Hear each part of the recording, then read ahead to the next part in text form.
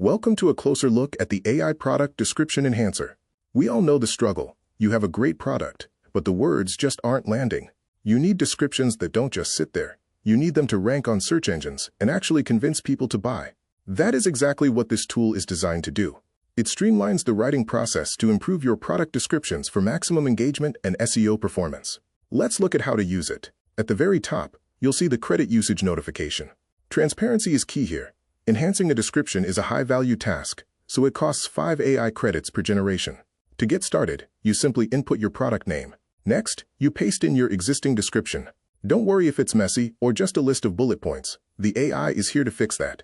Now we get to the most powerful part of the tool, the enhancement type. You have a drop-down menu here that lets you dictate the strategy. You can choose SEO Optimized if your main goal is getting found on Google. You can select Persuasive if you want to drive hard sales with emotional copy. You might choose Benefit-Oriented to focus on how the product helps the user, rather than just specs. Or, if you need to fit a small space, you can select Concise. Below that, you have your fine-tuning controls. You can add key features, separated by commas, to ensure the AI doesn't miss the most important selling points.